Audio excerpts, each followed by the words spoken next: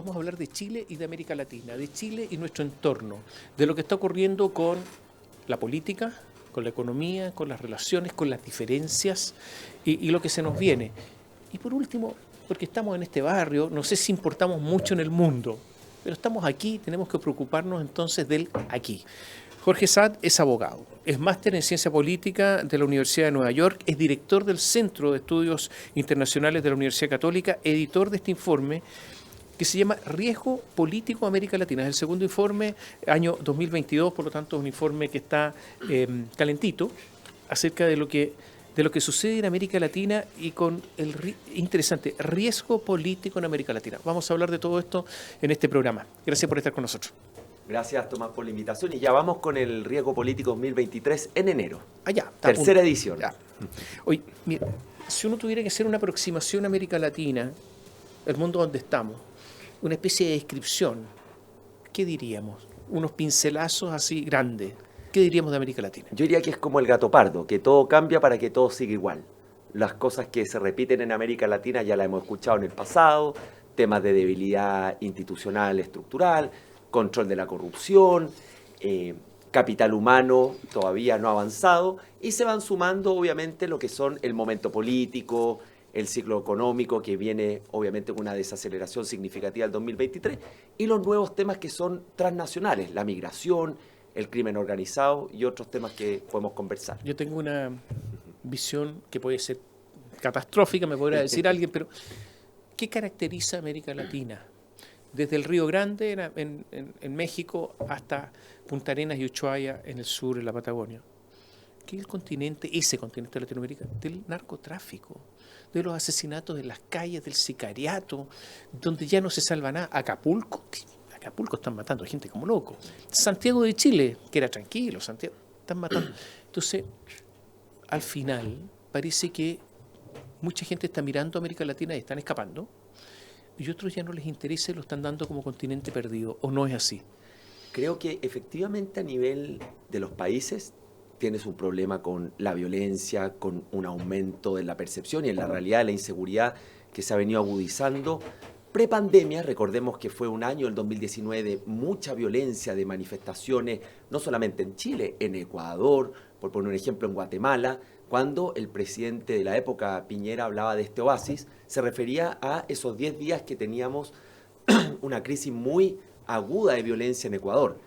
Y luego vino la pandemia, con todo lo que ha significado en materia de pobreza, desigualdad e inseguridad alimentaria, que es un tema hoy día muy candente, con una diferencia, que América Latina, si lo comparamos con otras partes del mundo como Europa, sus amenazas son más bien internas.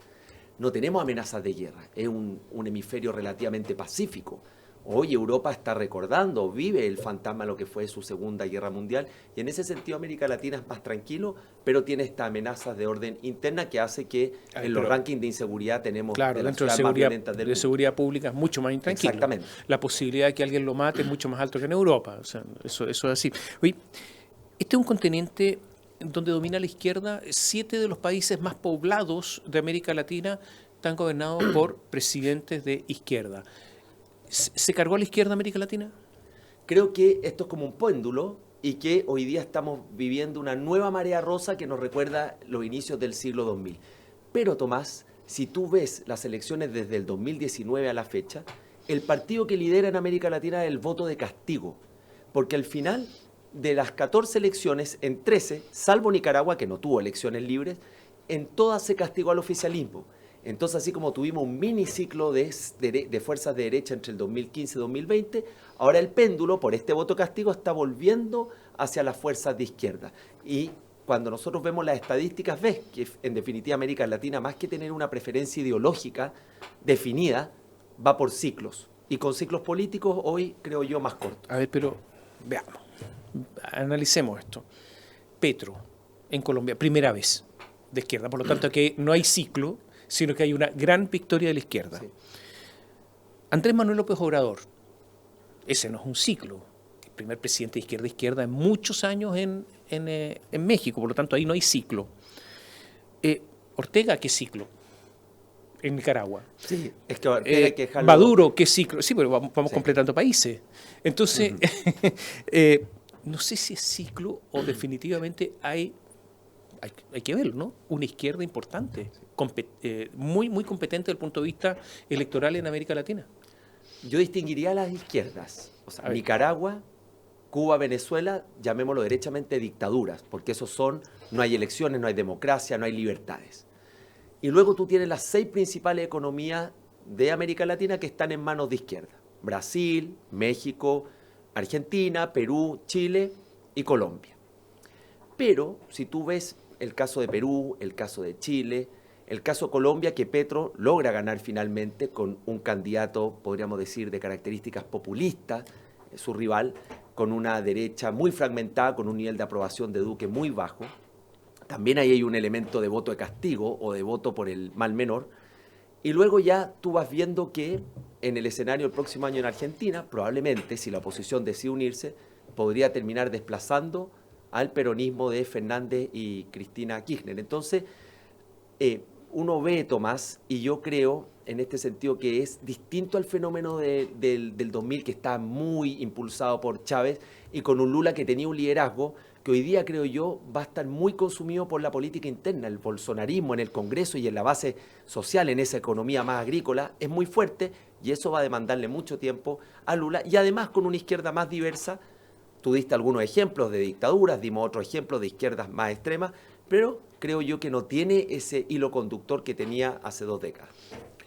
Los países son también imagen. Entonces hablan de la imagen país. Se gasta plata en esto. Sí. Harta plata para vender Chile y otros países. El marketing político, pero en cuanto a la imagen de cada país. ¿Cuál es la imagen de Chile hoy? Desde afuera. ¿Cómo nos ven? A mí me toca mucho conversar con la comunidad extranjera, ya sea empresarial, del sector público o de organizaciones de la sociedad civil. Y yo diría que todavía confían en esos fundamentos históricos de Chile. ¿Ya? Eso que hizo que fuera Chile una suerte de el Mateo del curso. Pero hay preocupación sobre la tendencia, sobre el futuro. Todavía ven que hay una incertidumbre política mucho mayor a la que estamos acostumbrados en Chile. Chile no era tema. Había una suerte de cheque en blanco con Chile. Hoy día hay mayor preocupación. Si bien el rechazo en general fue interpretado en los mercados como una señal de moderación, dado que la propuesta constitucional era bastante radical, no significa que Chile no tiene el riesgo de esta suerte cornisa o precipicio, pero se alejó. Pero todavía está el riesgo. Entonces, yo diría que en definitiva Chile hoy es mayor tema. Se introdujo el elemento de incertidumbre política que no había en el pasado, pero todavía tenemos un poco estos fundamentos, todavía podemos descansar en esta línea de crédito que tenemos, que hemos construido en 30 años, pero con una luz más amarilla que lo que era en el pasado. Yo dije que existía la posibilidad de que América Latina deje de interesar, que quede ahí como una especie de territorio. Ocurre que Estados Unidos nos nombró embajador en Chile, embajadora ahora, durante mucho tiempo. 2 años, 3 años, ¿cuántos fueron? 4 años y medio. 4 años y medio. Sin embajador. A ver, perdón, no es que no tengan gente, no, norteamericano no. Esto es desinterés. No puede explicarse de otra manera, porque no hay otra manera. Entonces, no importamos, ¿no? ¿Quién se da el lujo de no tener embajador? Alguien que nos interesa. Yo pienso que América Latina está cada vez con un mayor riesgo de irrelevancia global. Salvo Brasil, que es un gran jugador a nivel global, México por su relación con Estados Unidos, es una región cada vez más irrelevante. No es capaz de coordinarse por sí mismo, y no me estoy refiriendo a esta cosa nostálgica de una voz latinoamericana, no, cosas muy prácticas como que al G20 no asisten los mandatarios principales de Latinoamérica, mientras el resto de los países más desarrollados e industrializados del mundo estaban en el G20. Ahí hay un ejemplo de que tampoco hay un mayor interés de participar en estos grandes foros de definiciones globales. Y claro, cada vez está siendo más desplazado por otras preocupaciones de orden global. El caso de Estados Unidos es sintomático porque llegó a América Latina a principios de este año a tener 8 o 9 plazas sin embajadores nombrados, o porque no los había nombrado Estados Unidos, o por este efecto, este cuello botella que se genera en Estados Unidos, donde el Senado no ratifica a embajadores ya nombrados, como ocurrió el caso de Estados Unidos. Pero esta irrelevancia también representa oportunidades. Y creo yo que en este mapa de rivalidad geopolítica, China está percibiendo esas oportunidades, tiene que alimentar una población, tiene que asegurarle suministro de energía, entre otras cosas, y tú ves que su ascenso, especialmente desde el 2018, con excepción de la pandemia, ha sido importante y hoy día está muy presente, no solamente a nivel comercial, sino de inversiones en Brasil, en Argentina incluso con financiamiento, en Ecuador y en Chile. En Chile todavía a nivel comparado menor, por el tamaño de nuestra economía, pero cada vez más presente en sectores estratégicos. Lo vimos alguna vez con energía, telecomunicaciones y infraestructura, sector extractivo. La política exterior chilena, ahora con el presidente Gabriel Boric, está basada en, dicen, política exterior turquesa. Preocupación medioambiental, ¿no es cierto?, básicamente. Inclusión, o sea, la paridad de género con hombres y mujeres, y derechos humanos. Yo creo que ahí hay 3 ejes fundamentales. ¿Esto es en serio o no? Y yo hago esta pregunta porque estábamos hablando recién de China, perdón, pero esa es una dictadura, en todas sus letras. ¿Qué derechos humanos? Entonces, ¿esto es en serio o simplemente, como siempre se ha hecho para algunos? Hay 3 principios de la política exterior chilena que trascienden a este gobierno, que es el respeto al derecho internacional, lo vimos en el caso del río Silala, la promoción de los derechos humanos y la democracia, y la responsabilidad de cooperar. Esos son principios que no han variado. ¿Qué es lo que vimos nosotros con preocupación? Yo diría especialmente en la política comercial, que es un aspecto de la política exterior, que nuestro país comenzó a dar señales de ir en una dirección contraria a la dirección que gobiernos de derecha e izquierda han sostenido. La política turquesa es una innovación que viene del programa del presidente Boric, creo que hay que dotarla de más contenido, pero yo no lo veo eso como un principio de política exterior, eso yo lo veo como un énfasis programático en línea de un gobierno que ha puesto como prioridad el cambio climático, que es una realidad, pero ese no es un principio, esos son intereses, son énfasis, son prioridades. Y creo que las señales de las últimas semanas, el mayor empoderamiento de la ministra, es la dirección correcta.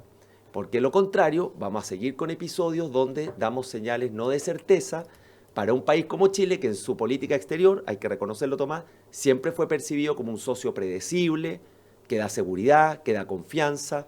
Aunque sea un país mediano, cuando se pregunta de Chile, en general los países saben que es un país abierto al mundo, que ofrece Estado de Derecho, que trata de ofrecer reglas claras, y si comenzamos nosotros a poner en duda, a dar señales ambiguas, claramente eso no va a favor del interés de nuestro país. Vamos a hacer un pequeño alto, dejo preguntas planteadas antes de irnos a la pausa. En el tema del TPP-11, ¿el gobierno ganó o perdió?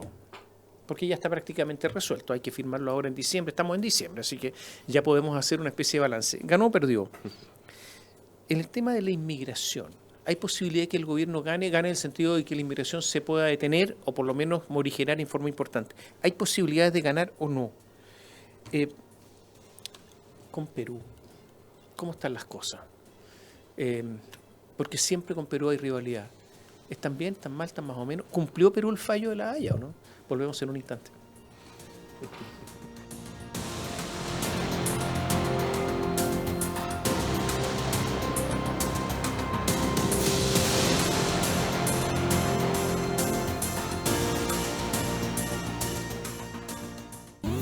De lunes a viernes, pasadas las 10, continúa tu mañana con el Expreso BioBio. Lo que está pasando y los temas más relevantes los conocemos y escuchamos al instante. Acompáñate y viaja junto a nosotros. Expreso BioBio.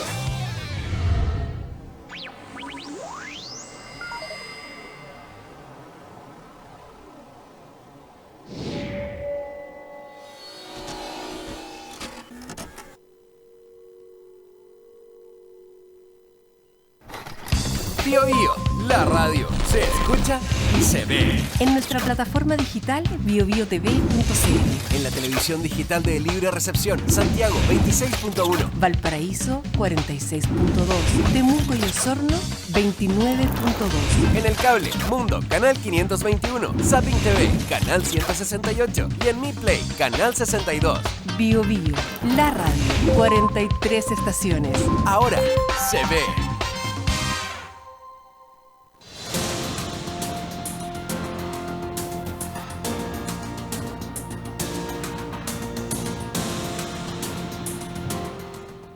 conversamos con Jorge Satt. Hoy, a ver, quedaron varias preguntas pendientes. En el TPP-11, que finalmente se va a firmar, porque el plazo era hasta diciembre, aunque el gobierno había planteado... A ver, aquí ha habido una posición que fue variando por parte del presidente Boric. Al principio había mucha discusión acerca del fondo, no le gustaba el fondo. Todo esto se acotó después a la solución de controversia, o sea, todo el resto ya no había discusión. Un cambio, yo diría, monumental con respecto a ese tratado. Y ahora se dice que hay que firmarlo ahora, haya o no side letters. Por lo tanto, ¿quién ganó? ¿Quién perdió? Creo que es un reflejo de la dificultad que tiene el gobierno de poner de acuerdo a sus dos coaliciones. En el TPP ganó la coalición de centro-izquierda moderada, podríamos decir la antigua concertación que desembarcó en el gobierno hace pocos meses, y pierde a Prodignidad, que son las fuerzas de izquierda más extremas, básicamente el Frente Amplio, el Partido Comunista, que de manera consistente se han opuesto no solamente al TPP, sino a la política de firmar tratados de libre comercio, y esto no es una idea mía, esto viene desde el programa de la candidata Beatriz Sánchez cuando fue candidata presidencial y que después se sostiene hasta la primera vuelta de la candidatura del presidente Boric, pero que en definitiva creo que triunfó la moderación y triunfó el interés país. Ganador, coalición moderada; perdedor, la coalición más de izquierda del gobierno. Ahora, va a haber cartas, bueno, ya hay algunas Sí. side letters, pero pocas. Se dice que hay 3 países que la aceptarían. A mí me parece insólito, Tomás, que estemos discutiendo de qué país acepta o no una side letters, que dicho sea de paso, en general se negocian previamente, Sí. y los países acompañan estas side letters en una negociación para decir, bien, vamos a excluir tales materias, y que no son materias tan sustantivas como el inversionista Estado. Se dice que 3, hay otros países que derechamente dijeron que no, y se impuso finalmente la tesis. Está Nueva Zelanda, está México. Está México, Nueva Zelanda, y no recuerdo el tercer país que lo ha dicho públicamente. Sí. Pero también están Canadá, Japón, que dijeron de ninguna manera. De hecho, Japón, que lideró con Chile el rescate del TPP cuando Trump decide que Estados Unidos no va a continuar las negociaciones, en una cumbre en Viña del Mar, gobierno de Bachelet, Heraldo Muñoz, con el gobierno de Japón, dicen, rescatemos este acuerdo porque es un acuerdo de última generación que va a generar una mega zona de libre comercio en la zona Asia-Pacífico, que es la más dinámica a nivel mundial, y que para Chile es más de la mitad de sus relaciones comerciales, de su intercambio comercial. Entonces, creo que se impone la tesis, podríamos decir, más moderada del gobierno, y que convence al presidente de que hay que ratificar el acuerdo este año y no seguir prolongando un acuerdo que además, al no firmarlo, tiene costos económicos, que no son marginales. Hay varios estudios que muestran cómo ha aumentado la competitividad de los países que ya está vigente el TPP. Costos también geopolíticos. Hace poco se debatía que mientras el Reino Unido está negociando su incorporación, Chile solo tiene derecho a voz. Por lo tanto, no puede dar opinión con voto respecto a esa incorporación del Reino Unido. Y además costos reputacionales, Tomás, que hablamos en la primera parte, de un país que ha liderado, que ha sido reconocido como líder en integración económica y que acá se veía ambiguo y titubeante. Pero aquí había muchos cambios de postura. A ver, lideró esto Heraldo Muñoz como canciller. Y sin embargo, cuando Heraldo Muñoz era precandidato presidencial, decía que no. Al final, los cambios de postura... Era un momento político distinto. Recordemos que el TPP, el gobierno anterior trató de aprobarlo en el Senado porque ya se había aprobado Pero la cuando Cámara de Heraldo Diputados. Muñoz fue precandidato presidencial ahora, ¿no es cierto? Sí. Para las últimas elecciones, él que lo había liderado después estaba en contra. Creo que al ver que su partido, el PPD, en esa época estaban todos en contra de votar a favor, no le quedó otra alternativa y actuó como candidato, pero la verdad las cosas es que hoy, y sobre todo después del plebiscito, creo que ha vuelto la sensatez en algunos temas, y uno de ellos es que hay que aprobar el TPP en línea de lo que ha sido la integración económica chilena. ¿Cómo está la relación con Europa? Porque resulta que yo sé que para los europeos fue una sorpresa tener dificultades con el gobierno de Gabriel Boric para modernizar, porque ahora hay que firmar de nuevo un tratado de libre comercio con la Unión Europea, y que fue una sorpresa las dificultades que encontraron con este gobierno. ¿Por qué? Este es un acuerdo de hace más de una década y que fue bien innovador porque tiene un pilar comercial, un pilar político y de cooperación. El gobierno anterior cerró la negociación, no exenta de dificultades como suelen ser los últimos temas. Había temas en regulación de energía, la famosa corte de inversiones y otros temas de productos, como suele ocurrir en la negociación. Y este gobierno, creo que en la primera etapa, nuevamente abrió un signo de pregunta respecto a una negociación concluida. De hecho, Joseph Borrell, que es el encargado internacional de la Unión Europea, vino a Chile con una delegación y eso no es neutro. Y no fue simpática Vino a dar una visita. señal, No fue exactamente. simpática, no. Y creo que la Unión Europea, como el principal inversionista extranjero en Chile, como el tercer socio comercial, y con una negociación que resguarda el interés de Chile, que es balanceada, creo que hay que terminar ya de concluirla, de firmar, como lo ha anunciado la propia canciller, que ahora en diciembre debiera ya darse por firmado ese acuerdo, que luego no solo tiene que pasar por el Congreso chileno, sino aprobado por cada uno de los parlamentos, por lo menos algunas materias, por cada uno de los parlamentos miembros de la Unión Europea. Hablemos de Perú. Vamos a Perú. ¿Cumplió Perú cabalmente el fallo de La Haya, el de la delimitación marítima? Hay una discusión en la implementación del fallo. Perdón, ¿cumplió Chile? Chile creo que sí. Ya, o sea, Sí. Chile lo tiene cumplido. Sí, Chile La cumple. discusión es si Perú lo cumple o no, ¿eso es? Sí, pero yo creo que Perú va a terminar cumpliéndolo. Pero, perdón, pero llevamos años. No, perdón. Algo pasa acá. Como espero que termine cumpliendo. ¿Qué es eso? Bueno, Los fallos se cumplen. Yo no soy el gobierno de Perú. No. Lo Sí. que pasa es que estoy hablando, ¿qué situación es esta? Con Perú se ha dado una relación distinta a lo que ha ocurrido con Bolivia. Porque tú ves que la relación comercial y de inversión es cada vez mayor. Crece a tasas del 7%. Muchos ocupan Perú como ejemplo de por qué con Bolivia, a pesar de las diferencias judiciales o históricas, debemos avanzar. Había un avance. Hay inversiones chilenas importantes en Perú. Muchas inversiones Entonces creo yo que jugamos un poco a esto ¿A de las las cuerdas dos bandas, separadas? a las cuerdas separadas, que son muy conocidas en diplomacia. por Piñera. Piñera las instauró, ¿no? Creo que vienen desde antes la diplomacia, pero puede ser que Piñera también insistió en el punto. Entonces, con Perú se mantienen las relaciones comerciales, se mantienen las relaciones de inversión. Hubo un consejo binacional la semana pasada de gran amistad política y cívica entre los dos gobiernos. Pero hablando en serio, Y creo yo que triángulo terrestre. ¿Está pendiente? hay una parte, sí, de la ¿Sí? implementación del Ya. fallo pendiente. El ejército, si uno ve las Fuerzas Armadas chilenas, ¿con quién tienen hipótesis de guerra? Primero Perú. con los países vecinos. Sí, siempre. pero con Argentina, no. Con Perú. ¿Dónde tiene espías chilenos? ¿Dónde hay espías? En Perú. O sea, la verdad es esta, ¿no? O sea, también Sí. sacándonos la actitud diplomática que uno puede tener, con Perú hay siempre una competencia. Y está el puerto que está construyendo Perú, ahora en 2000, un megapuerto, el puerto de megapuerto. Chancay, que va a ser una competencia enorme para Chile. Los peruanos están ganando en estos momentos, parece. A ver, una cosa es la implementación del fallo, otra es si estamos siendo competitivos o no frente a oportunidades que se están dando en países que son competidores directos, en este caso Perú.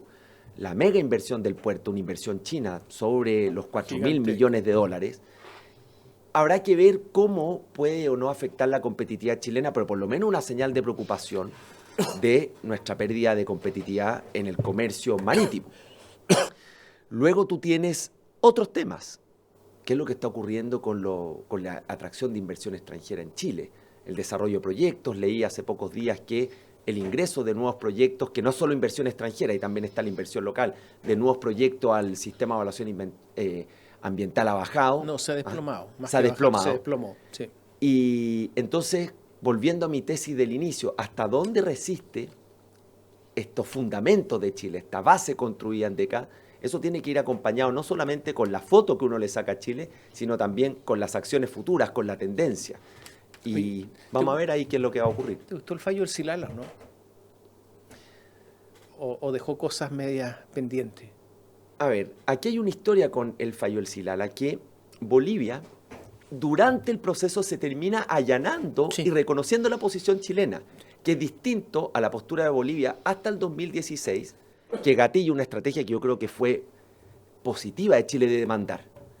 Entonces, lo que se cuenta es que hay un hecho objetivo que varió su postura. Entonces ahí hay un triunfo de la estrategia chilena y luego hubo intenciones de llegar a un acuerdo extrajudicial, una negociación, pero ahí entró en juego la política interna y obviamente Bolivia, este es un tema que en su propia constitución, no en el caso del río Silala, pero en su propia constitución está, por ejemplo, la salida al mar. Entonces Chile siempre va a ser un tema políticamente sensible.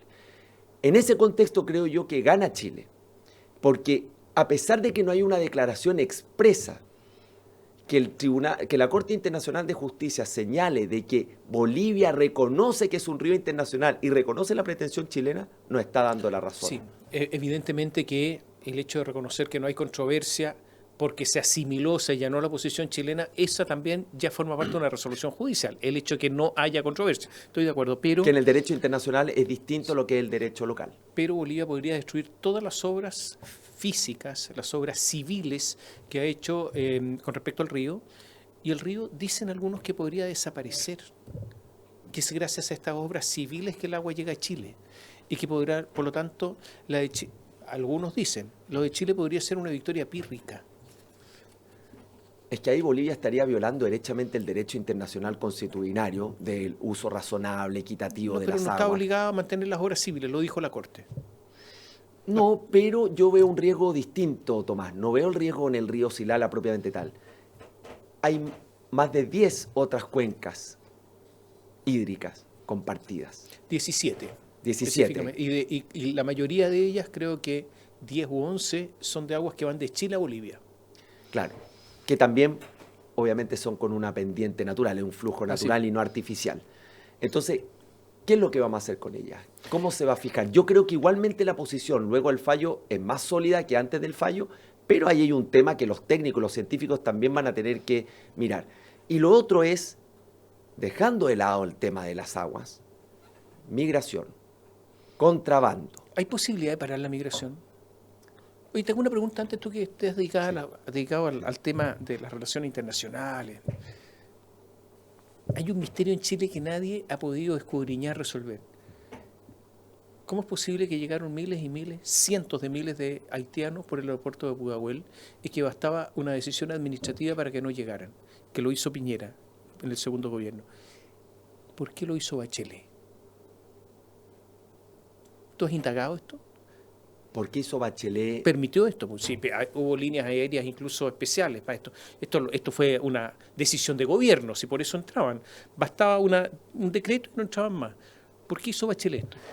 Yo creo que hubo una dejación, una pero falta... como una dejación, si entraban y entraban, Sí, y todo el yo mundo creo los que... veía y todos hablaban. Bueno, hemos conocido muchos casos que el Estado... ¿Tú crees que es simple lenidad? No solamente eso. Creo que hay una parte de falta de servicio del Estado, que tenemos muchos ejemplos en otras materias. Creo también... Pero pasaron frente a policías de investigaciones, perdone, pero es que... Yo creo que no hubo conciencia, Tomás, tampoco de atajar esto al comienzo. Y la migración, ya, y después en general, la mitad... Es que en general cuando tú ya no la atajas al inicio, comienza todo ese flujo que es mucho más difícil de contener. Pero se podía hacer, era un decreto. ¿Por qué no lo hicieron? No se sabe, ¿no? Yo mantengo la teoría de falta de servicio, de poca conciencia de lo que se venía. Y ya después vimos que los haitianos estaban instalados en importantes zonas, en zonas rurales. ¿La inmigración no tiene vuelta? Mano de obra. ¿Es imposible pararla? Yo creo que se puede descomprimir primero que la crisis de Venezuela baje. Porque gran parte del flujo migratorio que tenemos hoy día en América Latina y en el propio Chile son esos sobre 7 millones de venezolanos que ya han salido de su país y que fundamentalmente es intrarregional, más que el flujo migratorio de Venezuela hacia Europa o hacia otras latitudes. No hemos hablado de lo que es la migración del Triángulo Norte, de Centroamérica hacia Estados Unidos y otros fenómenos más. Entonces, primero hay un tema que es Venezuela. Creo que Venezuela, dejando de lado la guerra, lo que está ocurriendo en Ucrania, solamente es superada por Siria, que ya lleva 11 años de guerra. Segundo lugar, esta no es una solución de cada país por separado. Ya lo hablamos con Bolivia, mucho de la migración irregular pasa por Bolivia, pasa por los países vecinos. Entonces lo básico es que si yo no me coordino con los países vecinos, el paso, sobre todo por pasos irregulares, sigue siendo alto. Y lo tercero es que donde se percibe que hay debilitamiento del Estado de Derecho, la migración irregular estamos hablando, no la migración ordenada, organizada, que ha sido vital para el desarrollo de Latinoamérica, esa migración irregular sigue creciendo. Y ni hablemos cuando se mezcla con el crimen organizado, con la corrupción y con todo lo que estamos nosotros viendo. Se nos fue el tiempo. Oye, se nos fue. Tenía que preguntarte sobre Argentina, plataforma continental, las cuencas hidrográficas compartidas donde no se ha hecho nada con Argentina, nada. Pero ya, para otro Tenemos que hablar cuando salga el nuevo informe de riesgo político de América Latina 2023. ¿Cuándo sale? Primera quincena de enero, así que si tú nos invitas, Tomás, acá vamos a estar. Ahí estaremos. Gracias por estar con nosotros. Muchas gracias. Y a ustedes muchas gracias por seguirnos.